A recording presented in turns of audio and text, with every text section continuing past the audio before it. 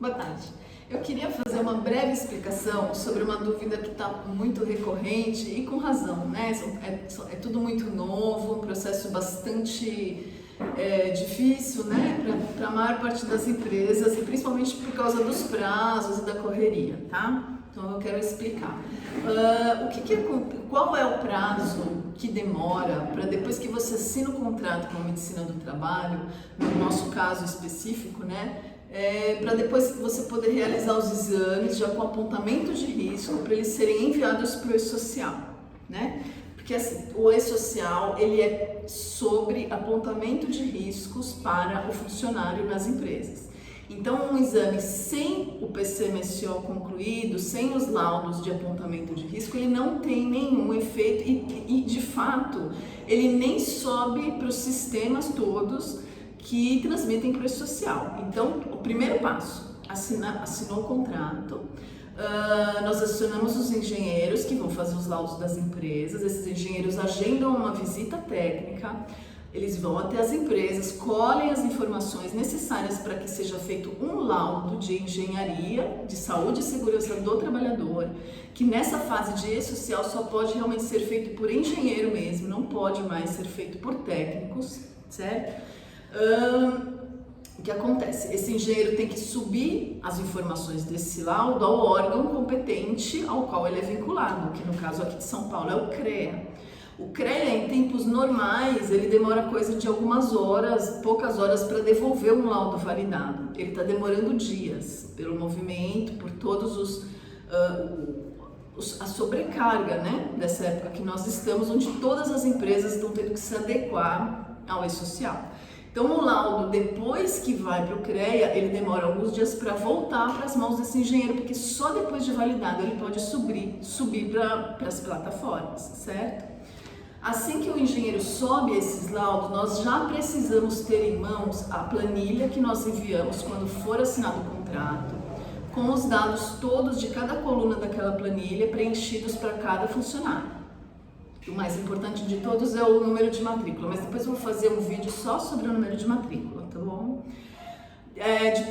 De posse dessas duas coisas, né, o laudo e a planilha, o engenheiro sobe todas essas informações e dessa forma ele vai criar o gerenciamento de riscos para aquele CNPJ, para aquela empresa, para aqueles funcionários.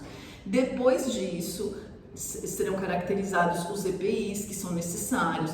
Depois disso, serão caracterizados os exames que cada funcionário deve efetuar em função do cargo que ocupa, em função do grau de risco daquela empresa. Esse é o PCMSO, né? Só depois do PCMSO finalizado é que nós convocamos os funcionários. Nós enviamos um e-mail, né, com os procedimentos, com os horários, com as datas para as empresas que possam enviar os seus funcionários.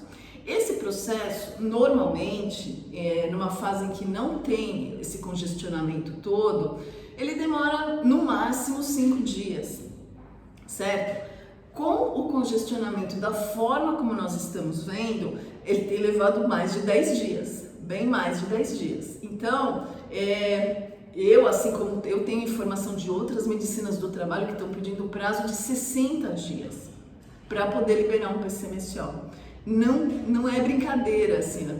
O nível de congestionamento de todas as empresas, laboratório, o CREA, o próprio sistema que nós usamos, ou outros sistemas também que são usados para transmitir para o E-Social. Nós entramos no sistema, ele cai.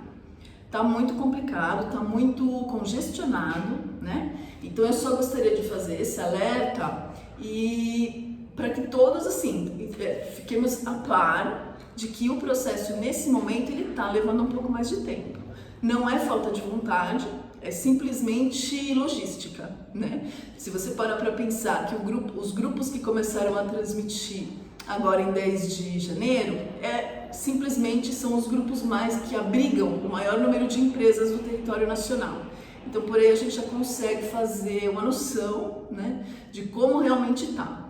Então, é importante que, para o apontamento de risco, as empresas, a partir da assinatura do contrato, aguardem para poder que sejam feitos os exames periódicos, né? Que o PCMSO seja finalizado, seja enviado para as empresas e que os os funcionários sejam convocados.